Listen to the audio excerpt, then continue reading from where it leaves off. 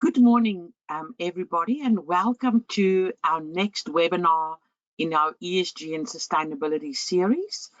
So today we're looking at addressing your carbon footprint, which is incredibly important, and I know many people are talking about this and grappling with this issue as we speak.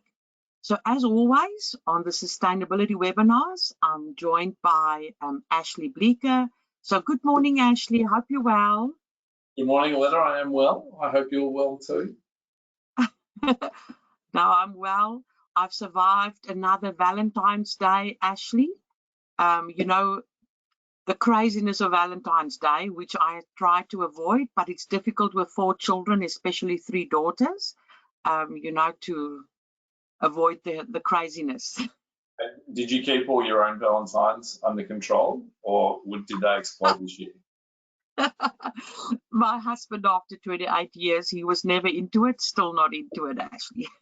Fair enough. So we would like to begin by acknowledging the traditional owners of the land on which we meet today and pay our respects to elders past and present. And we extend that respect to Aboriginal and Torres Strait Islander peoples here today.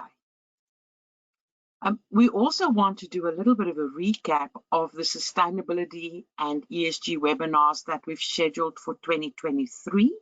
So we had 9 webinars in 2022, and we've already scheduled the first 6 for 2023. Now, a few weeks ago, 2 weeks ago, we talked about a sustainability spotlight on the United Nations Sustainable Development Goals and World Economic Forum. And we also threw in an update on sustainability reporting and the latest developments globally and in Australia. Today, we're looking at addressing your carbon footprint. And then in March, we continue our focus on the various frameworks. We look at the TCFDs, which all the regulators in Australia recommend. But we also look at the ISSBs, IFRS 1 and S2.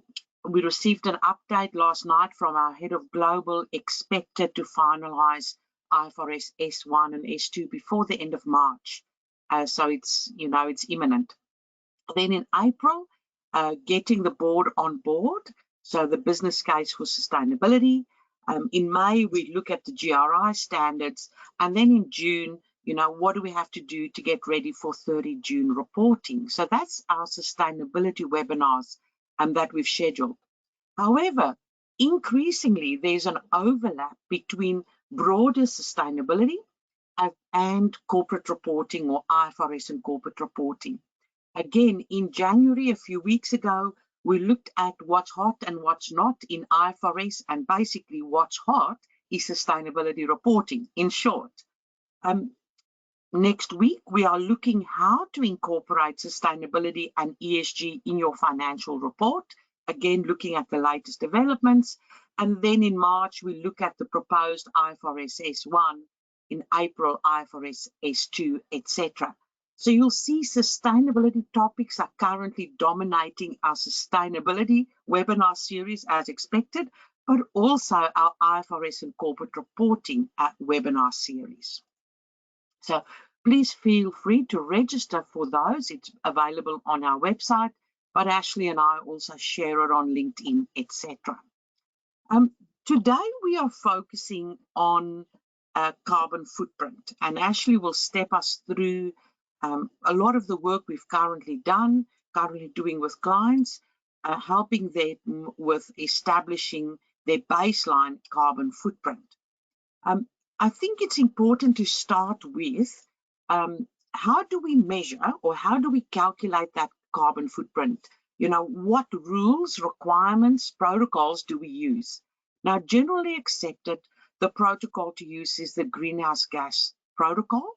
And the nice thing about this protocol, although it is used by the vast majority of entities trying to determine their greenhouse gas emissions, is that it is reporting framework agnostic.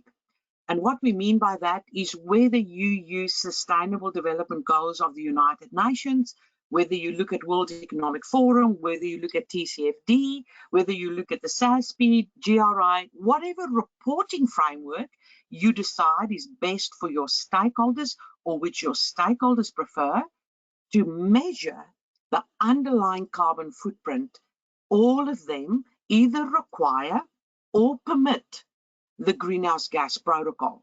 And therefore today we're going to focus on that greenhouse gas protocol. Now, interestingly, and that's just the accounting nerd in me, Ashley, I had to look at this protocol and see if I can find some nerdy stuff for me. So a few nerdy facts for all of you. I'm not saying you nerds, I'm the nerd. This protocol, 116 pages, just the main protocol, and then hundreds of pages around additional examples, appendices, etc., guidelines. So it's a lengthy document. Interestingly, they talk about the concept of true and fair, which is something we have in IFRS as well. We want to make sure financial statements are true and fair reflection of transactions. And here again, we want, this protocol says true and fair presentation of emissions. They want to simplify these calculations, reduce costs for companies. Obviously, once you've got this baseline, what your emissions is, to use it to develop and implement a strategy to reduce those emissions. So it provides information that's useful as a starting point, so we can now think about ways to reduce those emissions and improve the footprint. And also, you know, consistency and transparency.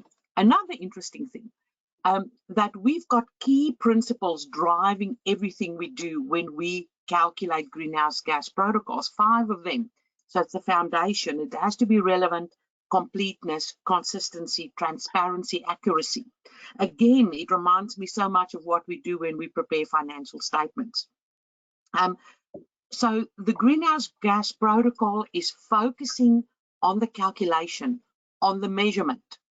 And then it says, now that you've measured or calculated your footprint, select a framework for reporting purposes. And as you know, we've talked about it a lot, and we'll continue to talk about those reporting frameworks. But a critical part is that measurement. Amazingly, this morning I woke up, looked on my phone, I know it's a bad habit, and there I saw an email from our global leader. And he said, can you believe it? BDO Global has just overnight issued a publication around the global greenhouse gas emissions and the greenhouse gas emissions protocol. It's a publication called GHG Protocol at a Glance. So it is available for peer, and the link is there. So fantastic that, you know, the timing is perfect. Today we're doing this webinar, Ashley, and we've got a global publication to support it. Well, I thought we agreed that we would tell all of the webinar attendees that because this had been so popular and registrations had been so high, that Global actually did this in response to the webinar. I thought that was going to be our agreement. I like that approach too. Let's go with that. We won't say it happened by accident when I opened my eyes this morning, but there you go. We've got a BDO Global publication. You can decide whether you like Ashley's version or my version. But Ashley, I'll hand over to you to step us through the measurement, and really so exciting for me, always fantastic to learn new stuff, and, you know, working with our clients to implement it, to make it real, you know, fantastic experience. Thanks, Aletta. And I think, you know, just to go back to the basics, the first question most people are probably asking these days is, why is everyone all of a sudden interested in measuring their carbon footprint? And the reason is because there's a huge focus, obviously, locally, nationally, and globally around climate change and around taking responsibility for sustainable behaviour more than ever before. And so in previous webinars, you would have seen us talk about the drivers of behaviour or the sources of opportunity, and it was typically around what's now the left part of this slide, which is, this is all about access to capital, access to markets, and access to people. So if you choose to do nothing, you compromise your ability to access these things in the future, right? The availability of capital, equity, or debt, and the price at which you get it will change over time if you do nothing in this space. Your ability to attract new customers or new clients, and even your ability to retain current clients or current customers will get harder and harder if you can't demonstrate some kind of responsible approach to sustainability. And again, attracting and retaining people in your business. Also given the fact that the younger that people get, or the older that we get, so Gen Z and millennials are taking into account issues like this in their decision making around what they do, where they live, who they associate with, what products they buy, and what employers they ultimately work for. So all of these things are driving action from organisations around the world and in Australia. Now, up until very recently, this has all been market driven. There's been no regulatory reason for that. However, as many of you would know, and we talked about this a lot in our previous webinar, there is a very, very clear line in the sand drawn now around what's likely to happen in and around regulation in Australia. So globally, the ISSB that we've talked about before is very active in this space, and a lot of the standards that they're releasing around general sustainability disclosures and specifically environmental disclosures, S1 and S2, they are starting to be brought into the Australian regulatory environment. And we'll talk about this in 1 minute, but there have been recent changes, two dramatic ones around the ASIC Act and Treasury's consultation with the Australian corporate community around what changes be made to that. And you'd also be aware of some of the recent changes made to the safeguard mechanism, which, although it doesn't affect most businesses in Australia, is a definite proxy for what the future holds for a lot of different businesses. The other thing, as I suspect is reasonably obvious to many of us, is most organisations are acting because of the genuine threat of climate risk. So there's a physical risk to many organisations, assets and property now from chronic risk and acute risk. So changing climate conditions, or climate change, the earth warming, getting dry, getting wetter, depending on where you are. And extreme weather events, so floods, cyclones, New Zealand, for example, cyclones, droughts, bushfires, those things. And so people are really starting to think about at an enterprise value level what it means for the assets in their business and acting accordingly, or at least putting in place management plans. There's also the transition risk associated with all of this as we move to a low carbon economy. And this is driven by innovation, local adaptation, policy changes as well. Liability risk isn't in here, but there's also the threat of what happens to you if you don't respond to the impacts of climate change. Are you looking at stakeholder litigation? Are you looking at regulatory enforcement? Some of you may have seen last week an activist shareholder launched proceedings against Shell, against the directors personally of Shell in Europe, because they claim that the company's long-term decarbonisation plan is not going far enough and significantly putting at risk the enterprise value of the company and therefore the value for shareholders. So this is not something that might happen in the future. This is actually happening today. So it'll be very interesting to see how these types of actions progress.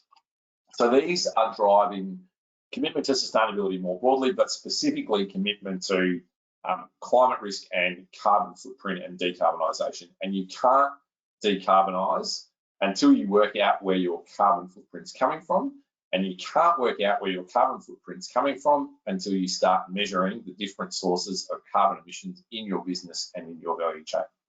So many of you would be aware this is all about limiting global warming to 1.5 degrees or less compared to pre-industrial levels, which was the Paris Agreement in 2015. The TCFDs took off after that, and there's a huge focus now for organisations around the world, including in Australia, to report against the Task Force for Climate-Related Financial Disclosures. All the regulators in Australia are now recommending that organisations report their climate risks in a manner consistent with the TCFD framework. Last year, the government passed the Climate Change Bill, which was really paving the way for emissions reduction programs by setting emissions reduction targets for 2030 and then net zero for 2050. And then Aletta mentioned in detail the consultation paper at the last webinar that's come out from Treasury that's looking at the changes that get made to the ASIC Act to pave the way for climate-related financial disclosures in the Australian corporate environment. And then we also talked a bit about the safeguard mechanism and the changes made to that early last month, and the fact that Australia's largest emitters now have to reduce their carbon footprint by 5% each year up until 2030, and that's no doubt a proxy for what's going to be required from other organisations as well. So everything is saying, start thinking about what your carbon footprint is, start thinking about how to reduce it, and therefore all of us are going to have to start measuring our carbon footprint at some point. Okay, so how does this all work? And apologies if we're telling you how to suck eggs here, because many of you will be aware of this, but the way that the Greenhouse Gas Protocol deals with the carbon footprint is it breaks it into 3 parts. It says there are things that you directly control, and there are things that you indirectly control or have an indirect influence on your business. The things that you directly control that produce carbon emissions are called Scope 1 emissions. Everything else is an indirect emission. However, purchased electricity gets its own special bucket. And so purchased electricity, or basically purchased energy is how it's defined, but in Australia, really, that's only electricity. We really only purchase electricity. And so in Australia, we're talking about the electricity that we consume as businesses, and then Scope 3 is the emissions that are created up and down your value chain.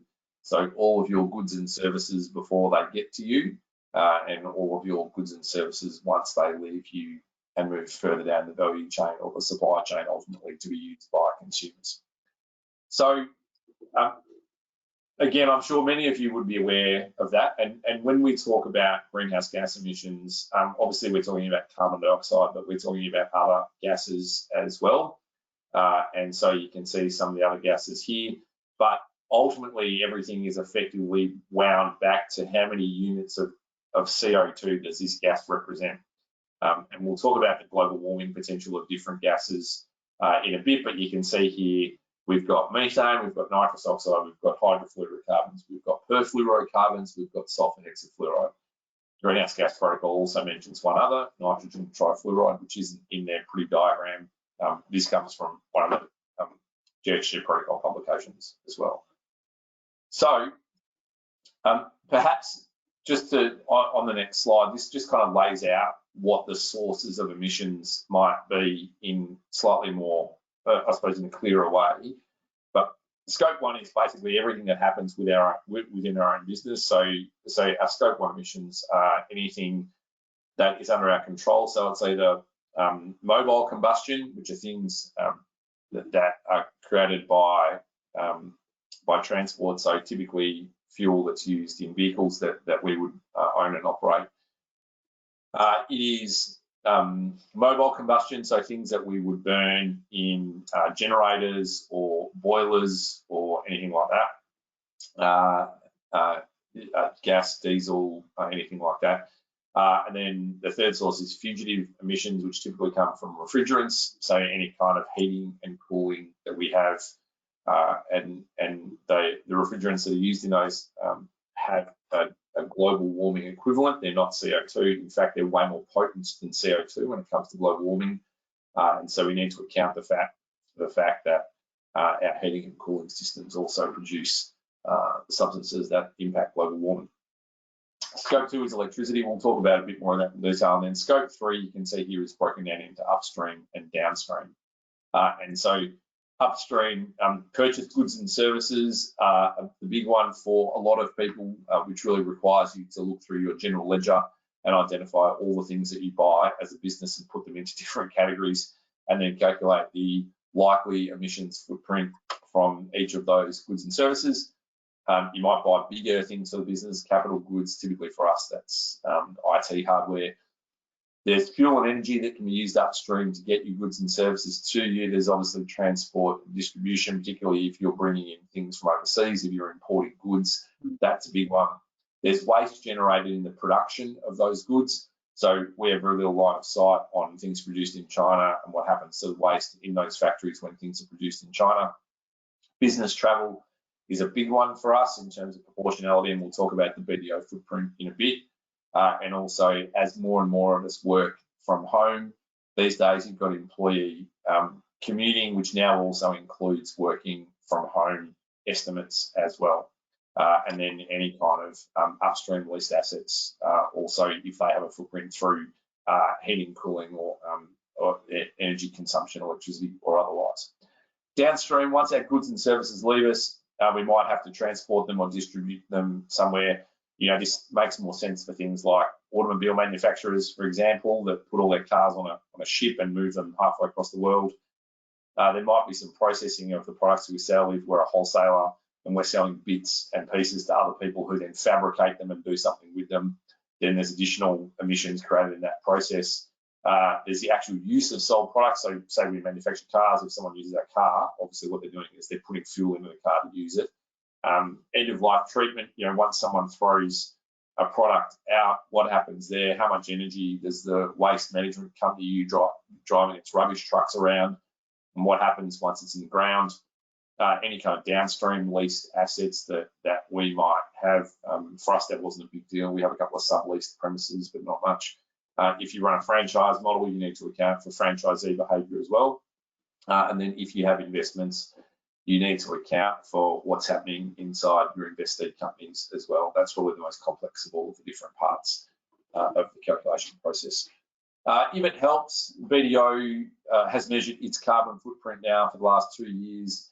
In terms of proportionality, we don't really have any scope 1 emissions because we don't really burn any kind of fuel on site. So scope 2 for us, electricity generation, is about 1/5 of our footprint, so 20%. The 80% then is scope 3. The big one for us is business travel. So almost 25% of our emissions come from business travel. The other big buckets for us are working from home. It's 15%. Capital goods outside of IT is 15%. Employee commuting, interestingly, is about 10%. And our IT hardware and stuff is about 5%. So again, we're a services business. We have a very small physical footprint. We rent a few offices here and there. We run a few computers. We do a few webinars from time to time. We write a few letters of advice. But outside of that, we're not moving substances around large distances. We're not transporting anything. So as far as other businesses go, our footprint is quite small and reasonably contained when we come to calculating it across different categories. Is it time for a polling question, Aletta? Yes, indeed. So Ashley, the first question we're asking is, are you measuring your organization's carbon footprint or your organization's carbon emissions? So not measuring, planning to start in the next 12 months, maybe only measuring scope 1 and 2, and then measuring all 3 scopes. Interestingly, many of the reporting frameworks require scope 1 and 2 to be measured, and maybe scope 3 is optional at this stage. Overseas, they often phase it in, say, let's start with scope 1 and 2, make a start. So that's maybe mandated reporting initially, and then over time, over a year or 2, let's add scope 3.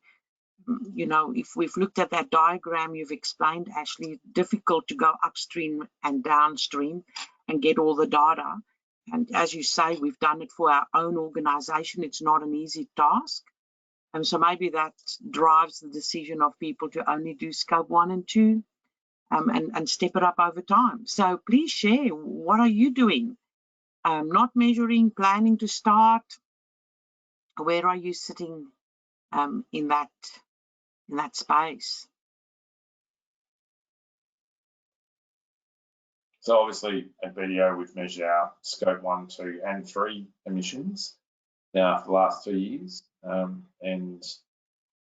it's an interesting process from a data perspective, which we'll talk about in a minute. Right. So I just want to look at my polls. Oh, I've got it. Right, fantastic. Wow. Thank you very much for sharing your journey with us. That's really exciting. I'll give it another second or so. So if you want to vote, please vote quickly. We're going to close it. So 3, 2, 1, close. And we'll share the findings. You'll find that super interesting, Ashley. Yeah. It's what I suppose what we're seeing a lot of, which is many of you are already measuring scope 1 and 2, and it's awesome to see that some of you are also measuring scope 3. But interestingly, also a growing number of organisations that are planning to start measuring in the next 12 months, and it's this. It's this baseline measurement that can be quite difficult to wrap your heads around. Once you've got your baseline measurement and you've got systems and processes in place for data capture, a lot of these things can get easier. And there's also an element of, I suppose, convincing the business that this is happening and the things that you need from them, because a lot of this is about data that you get from the business. I suspect the 40% that aren't measuring may be significantly less in 6 to 12 months' time. Yes, Ashley, I actually just wanted to say, the one part that's moving is mandatory requirements. The other part is that as maybe the top end of town or the large listeds might be mandated to do these measurements and disclosures, as you've just explained, when they look at their upstream and downstream emissions, they would be knocking on our doors and saying, so you in my scope 3, have you measured your emissions? And I think that's what's going to happen fairly soon. Absolutely. Yeah. Okay. Right. So something to just think about from a process perspective is, while some of these calculations in and of themselves aren't necessarily dramatic, there's a big stakeholder management piece in all of this. And so if we just draw on our own experience of trying to measure our own emissions, a huge part is actually collecting the data from inside your own organisation and also outside of your organisation. So if you're like us and you rent premises and you have a building manager, working out what has come in and out of the building and what's attributable to your floor space in the building from an energy perspective and a fugitive emissions perspective should be easy, but isn't always as easy as you would think it is. And for a lot of things up and down the value chain, getting information from other organisations in your value chain is going to be important too. Complexity increases with location. So we have 12 offices around Australia, and the nature of the building arrangements that we have in each of those offices changes. And so in some cases, we were able to get a lot of information easily from building managers. In other cases, we were not able to get information from building managers at all. And so thinking about what that means for your own business and how you get it from your own locations is going to be critical. And then also understanding what format the data is in is also going to be really important, because there are differing levels of precision that you can apply to measurements in this space based on the quality of data that you have. So transport's a classic one. You may not have the information that you need to calculate transport precisely. You may not have the primary information, but you may have the secondary or the tertiary information, which means you conduct estimates, again, based on averages, and so significantly better than doing nothing. But you may not have the primary data for the first time you do this, and so you may need to think about changes that you make to data capture along the way for years 2 and years 3. So yeah, so transport's a good example. So just on the next slide, if you have a look at, this is just an example of scope 1 emissions, right? So you can see down the left-hand side, there are 3 types of scope 1 emissions. There's stationary combustion, there's mobile combustion, and there's fugitive emissions. And then there's different types of information or data that you can collect. Primary is the best. It gives you the most accurate answer. So there's primary data, there's secondary data, there's tertiary data. So take cars, right, used by, or vehicles used by an organisation. Many of your organisations will have transportation vehicles, or they'll have fleet cars that different people use from time to time. And I should say, you'll probably have staff that use their own vehicle from time to time for business purposes, and then have some kind of reimbursement claim system that they rely on to be reimbursed by your business for the travel that they do in their own car as part of their work. So in a perfect world, the data that we would have for this is the amount of fuel consumed and the type of fuel, right? So the organisation used 3,000 litres of unleaded petrol and 5,000 litres of diesel last year. Perfect, okay? If we don't have that, then we have to go to how far the vehicles travel and the types of cars that they were. If we don't have that, we then have to go to effectively our total spend on fuel for the year and average back from that. Now, many of your reimbursement processes or systems for staff using their own vehicles most likely rely on kilometres travelled, which is completely normal, and how it works, which is the staff says, oh, I travelled 25 kilometres, the reimbursement program gives me 43 cents per kilometre, can I please have my money back? That's great, but that's secondary data, right? And if that's a significant part of your mobile combustion calculation, then you need to, from a materiality perspective, you need to say, is it important for the size of the calculation? Yes, it might be. Therefore, should we be thinking about getting primary data so we can make a more accurate calculation? If so, what changes do we have to make to our systems and processes to be able to capture that data? So unfortunately, there's going to be changes required in some businesses over time. It doesn't have to happen on day one. Over time, to make sure that we get the right information to enable us to perform clear and accurate calculations of our carbon footprints in some of these areas.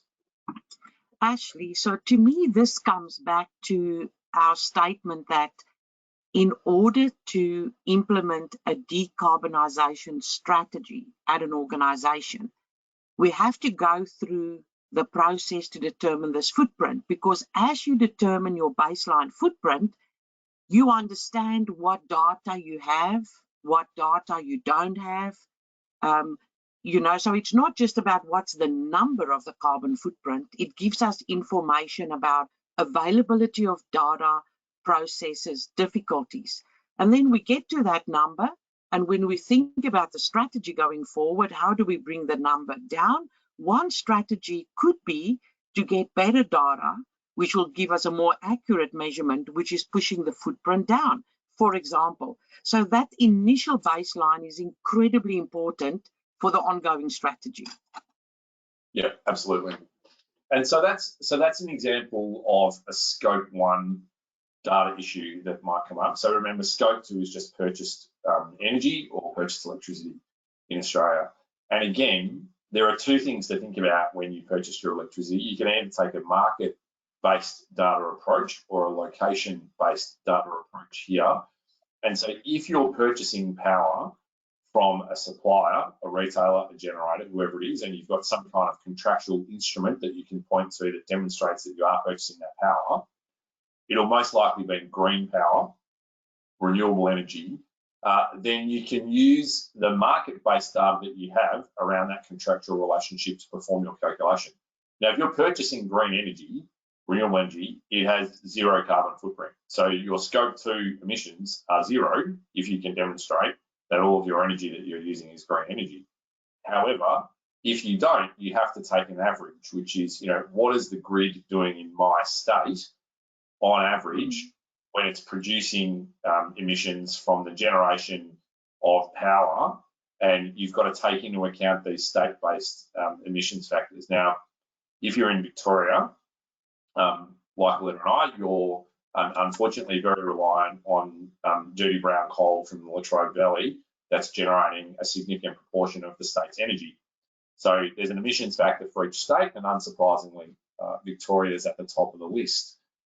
If you're lucky enough to live in Tasmania, then what you'll see is that Tasmania gets a lot of its power from hydro, and wind, and it has the lowest emissions factor. And so you don't have the luxury of choosing, right? If your office is in Victoria, the amount of power that you use in Victoria is multiplied by the state's emissions factor. Simple as that. So one thing to be careful of there when you're considering electricity consumption and where you purchase your power from. So a few other things to think about here in terms of data sets. So you've got buildings and facilities and what information you can get from your facilities manager about how your building operates, right? Where's the power come in? How's it go out? What happens with the heating and cooling? And that's really important when it comes to fugitive emissions, which we'll talk about in a minute. So there's power that goes to heating and cooling.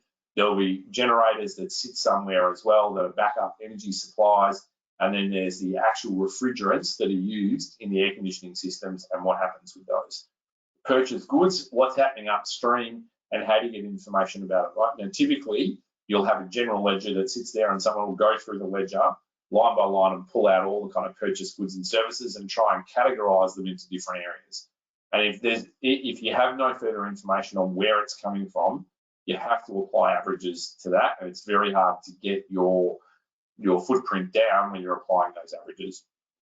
As I said, travel is a big one for us and will be for a lot of different businesses. The great thing is if you book through corporate travel agents, they give you all this information now at the end of the year. They say, these are the flights you took, this is the type of plane it was, this is how far it went, this is the amount of carbon allocated to you on that flight, and it'll say whether you purchased offsets for those flights as well. Transport, we've already talked about transport, but we're not just talking about cars here, right? We're also talking about public transport and how people move around, and thinking about what's required to calculate an emissions footprint for people working from home and commuting. Getting that information is really hard, right? For us, we're actually doing surveys of staff because we were contemplating what our premises requirements would be in the future and talking about moving premises and surveying people for a completely different reason, which had to do with moving premises.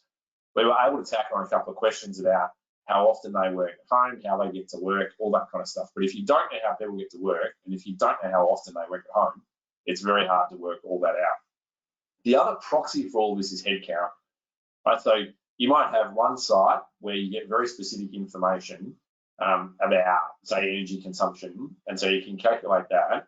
And then if you have other sites where you don't have specific information, you can do effectively energy consumption on a per unit basis, right? So every person uses 10 units of energy or creates 5 units of emissions at this site, therefore we'll use that as an average at another site. So headcount's got an asterisk because it's never really primary data, but it's often useful where you can't get primary data just to do estimates of different things.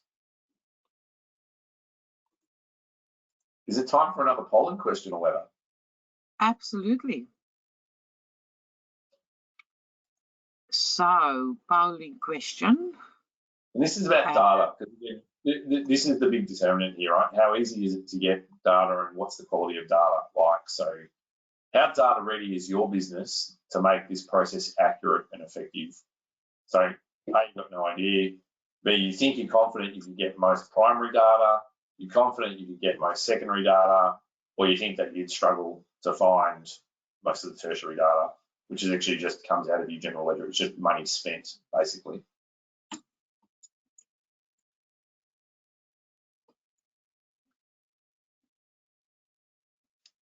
For those of you that haven't commenced the process of measurement yet, it'll actually be quite hard to estimate this because you don't really know until you start.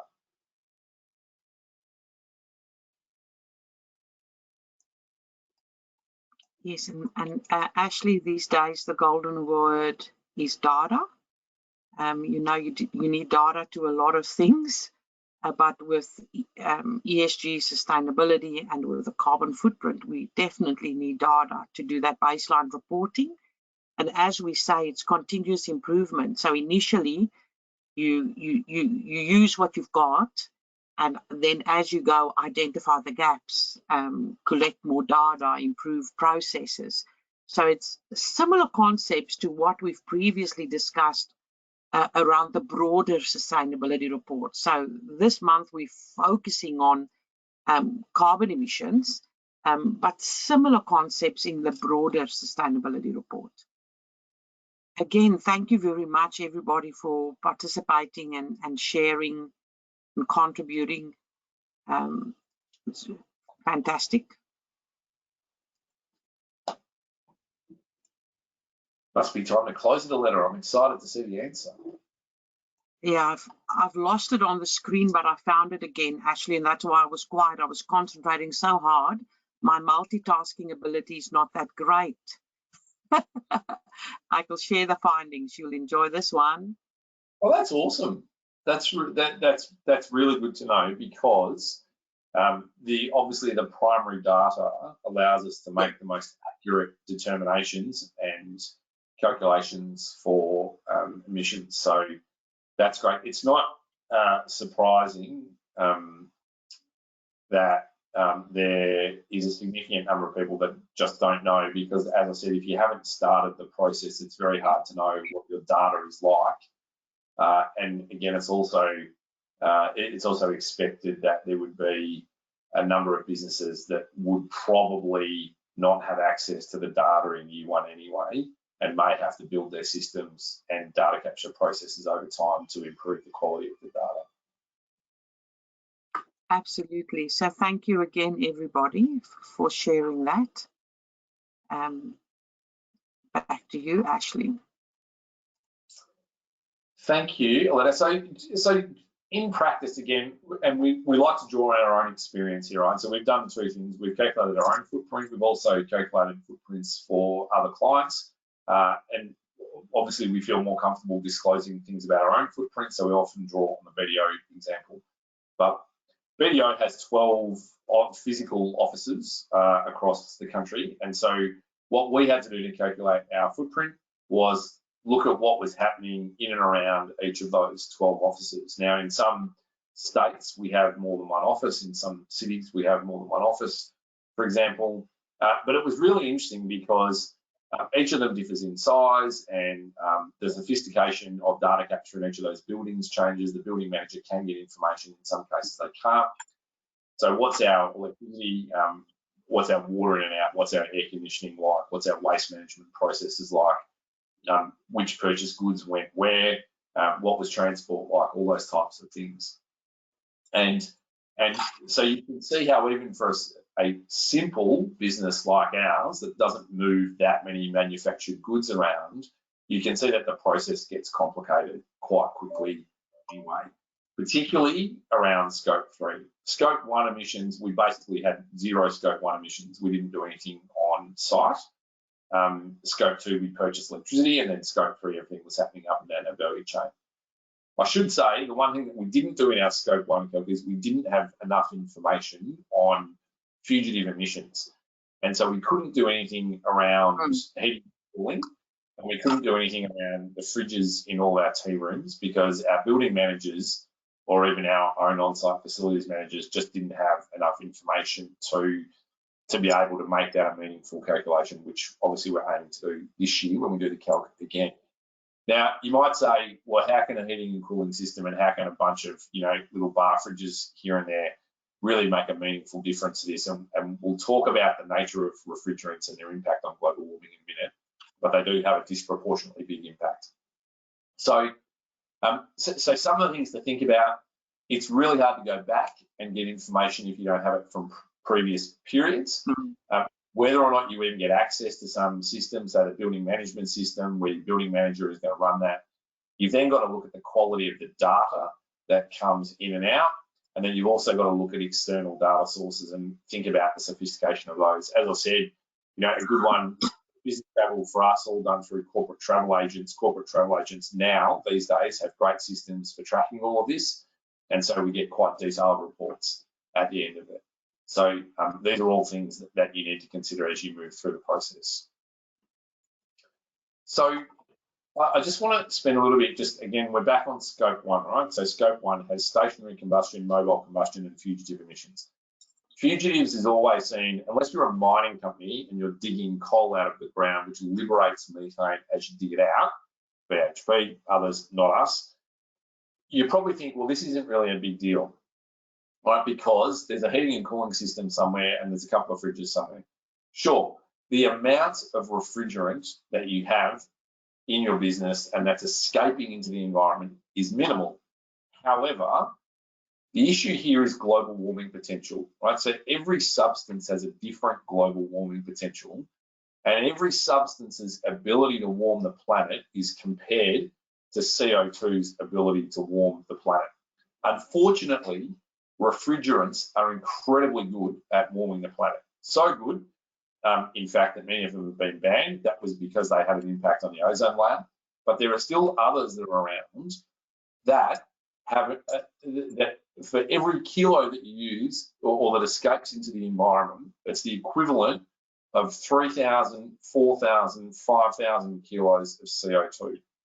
So you might think, well, the air conditioning system only lost through leakage 2 kilos of refrigerant over the year, which might not be much, might not be much, but depending on the nature of the refrigerant used, that 2 kilos might be the same as equivalent 10,000 kilograms of CO2, depending on what the global warming potential is for that particular refrigerant. So we weren't able to measure our fugitive emissions, but we're certainly aiming to, because it can have a significant impact. And just even knowing what refrigerant is used in the systems is really important as well.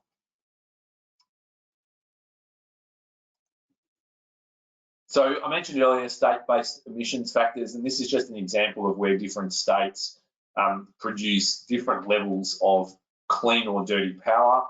So Victoria produces the dirtiest power around the state. Our emissions factor is 0.96. Tasmania produces the cleanest power around the country, so too does South Australia. And so if you've got offices in each of these different locations and you're not entering into specific market-based arrangements with suppliers, then you need to take the average for that state. So you might think, gee, Victoria is a bad place to have operations. Well, maybe, but it also depends on scale, and it also depends on the other areas of emissions from your business, right? You actually might do a huge amount of on-site combustion, or you might have a huge amount of emissions up and down your value chain. So electricity may be a big part for you, may not be a big part for you. But for example, like if you take this into our own situation, because we have our biggest footprint in Queensland, we have 2 offices in Queensland, the actual amount of emissions that is produced by BDO is greatest in Queensland and second in New South Wales. So even though the purchase of electricity is dirtier in Victoria, it doesn't mean that's where our biggest footprint from an emissions perspective is going to be. Some of you may be thinking, well, what's a normal ratio between scope 1, 2, and 3 emissions? Often what we say is for almost every organisation, your scope 3 emissions will comprise 60% or more of your footprint. Certainly does for us. It's about 80% for us. But we've given you some examples here that show that there are different footprints depending on the type of business. So the first one is a manufacturer, and Fisher and Paykel Healthcare. But you can see that their scope 3 emissions dominate their footprint because they have a huge amount of freight, and they're also purchasing products in, and the products are being disposed of later as well.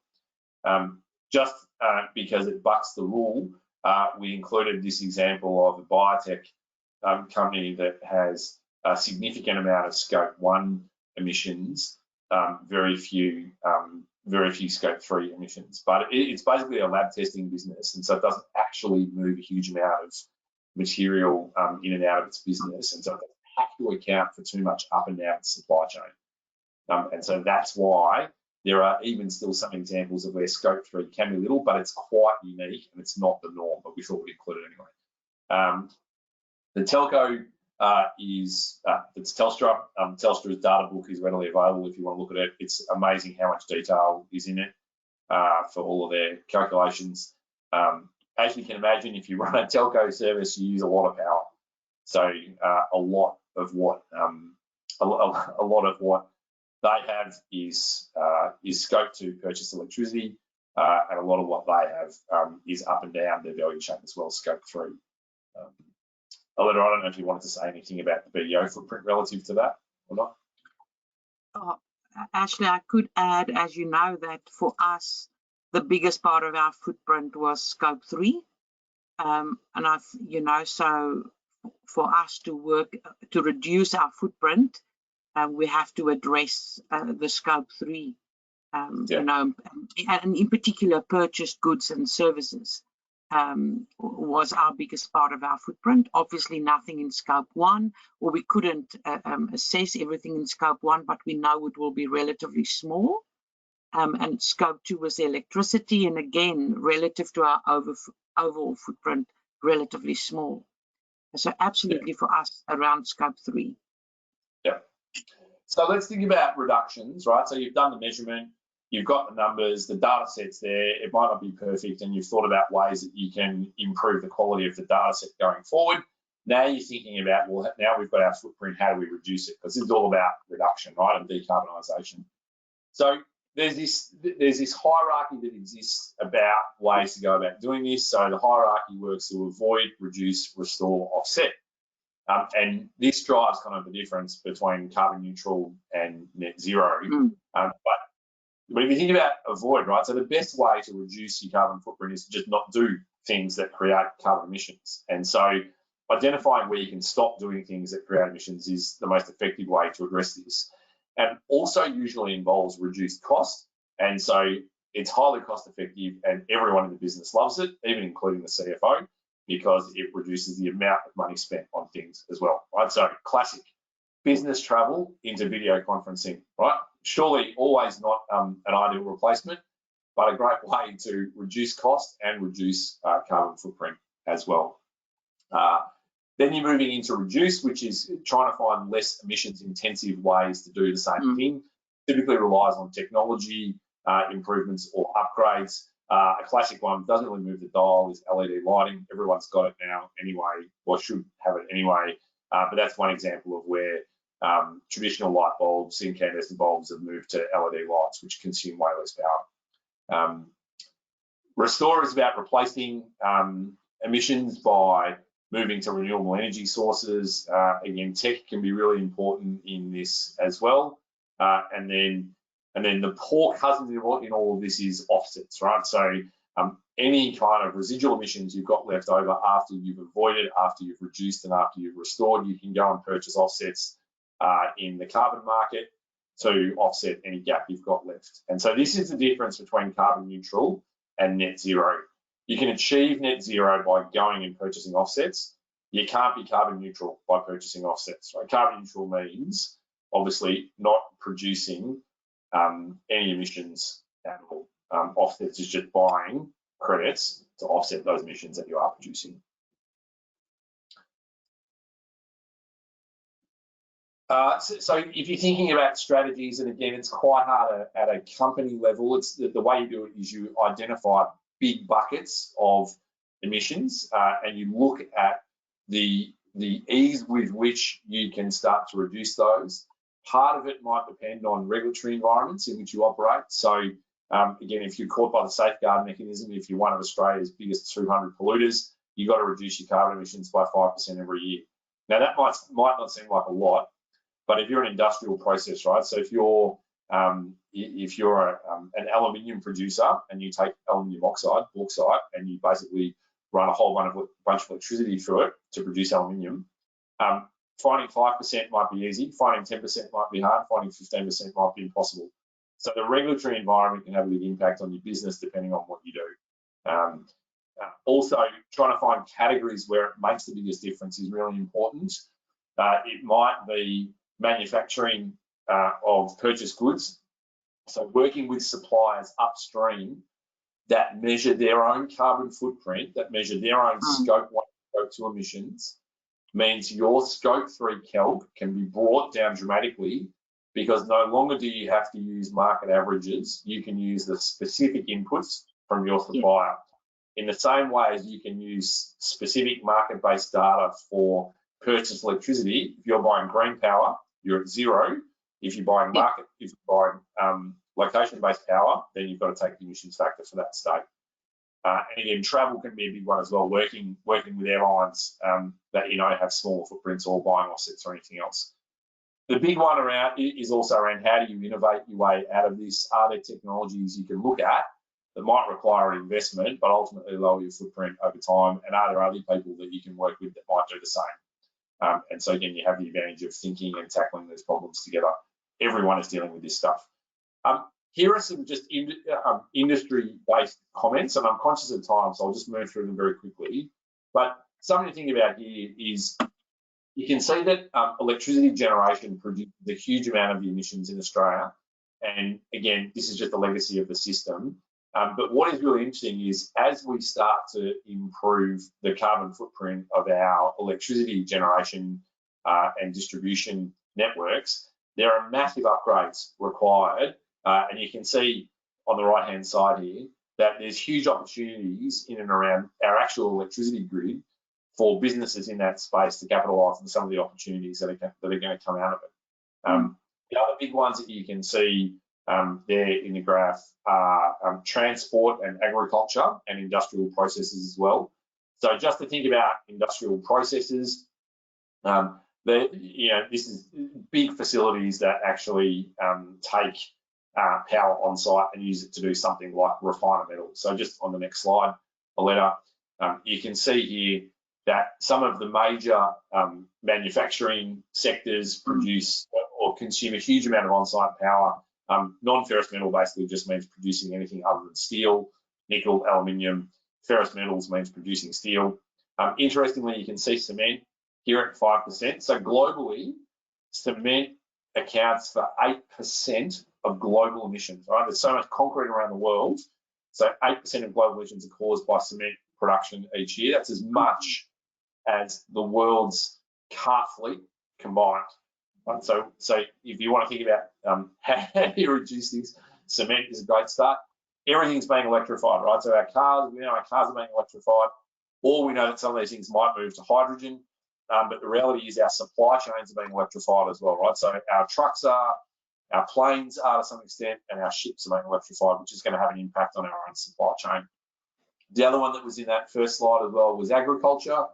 You might remember agriculture is a big deal. The big thing to focus on here is not so much CO2 production, it's actually on methane production. Animals produce methane out both ends of the animal. They actually produce it mainly through burping, not farting. And so there's a huge focus on what's happening with animal production and how do you get them to produce less methane in the process. And there's a lot of initiatives at play there. And also you can see just in the bottom graph there that beef and lamb are the biggest contributors to emissions production on an intensity basis. So pound for pound or kilogram for kilogram, beef and lamb are the big contributors there.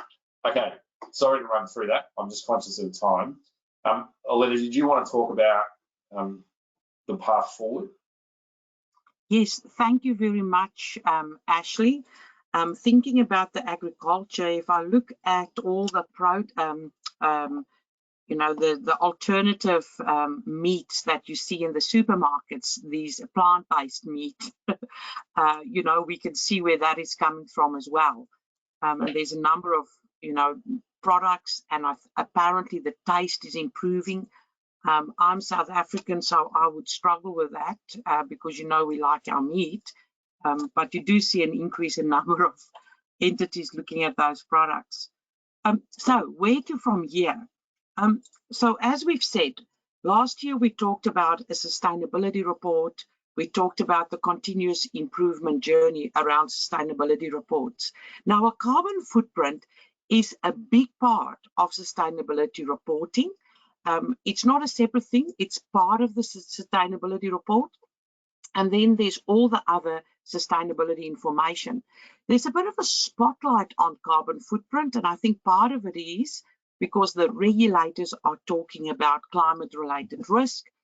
Or many of the frameworks have started their journey on focusing on carbon footprint and climate risk. So we've got the TCFD absolutely focused, ISSB looking at IFRS S2. So we've separated carbon footprint out just to give it a little bit of prominence because that's currently the situation in the broader sustainability world. However, over time, it will just be the sustainability report and all the information that go in there I would imagine, would have equal prominence. However, it's a continuous improvement journey that we're on. And therefore, we talk today about step 1, to calculate and report that carbon footprint baseline. So how do we map our scope 1, 2, and 3 activities that produce these emissions, and how do we calculate these emissions? So that's a critical thing. Then after we've got the baseline, develop our carbon reduction strategy. So review all the greenhouse gas producing activities, research viable options to make a material impact, and determine what is your decarbonization approach. Obviously, once we've got that, implementation is so critical. Implement that approach, and now on an ongoing basis, measure the effectiveness on our initial strategy, and that will be fine-tuned over time. So we monitor the strategy. So as technology improves, as we get better information, you'll know the strategy's effectiveness will improve, and also make sure that we embed the related KPIs. Last year, we also talked about, have ESG related remuneration for executives and boards. So that's another type of a KPI that could be put in there. And then we're back, after 12 months, we're back to calculating and reporting our carbon footprint again. It won't be a baseline, it would be the second year. And slowly over time, we get to continuous improvement.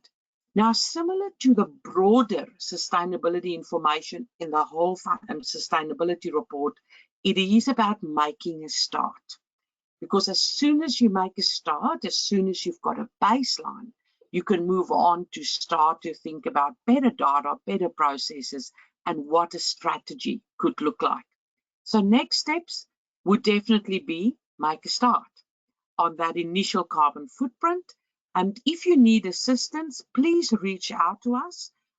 Obviously, in our monthly corporate reporting insights, there's a section on sustainability, and we'll highlight not just reporting, but how to determine carbon footprint over time.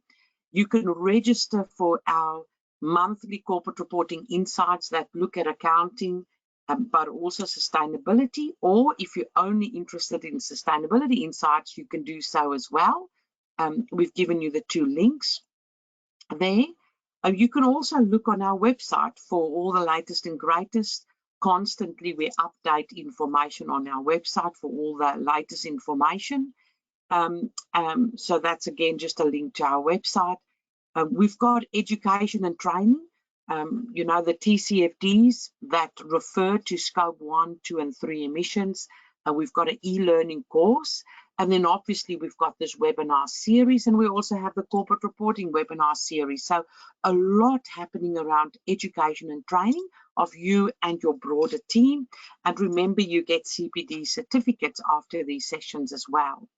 Now, if you want to explore how to get started around carbon footprint, if you want us to help you with that carbon footprint measurement, please reach out to Ashley or I, and we would love to speak to you to take the next step and assist you on that continuous improvement journey. Ashley, I would like to say thank you very much for the presentation, for putting amazing slides together, and for your time. And to all of you, I hope you have a lovely week, and we'll speak again next month. Also a reminder that we've got a broader national team that you could contact around carbon footprint and broader sustainability services. So thank you very much, everybody. Goodbye, Ashley. Thanks, Aletta. See you.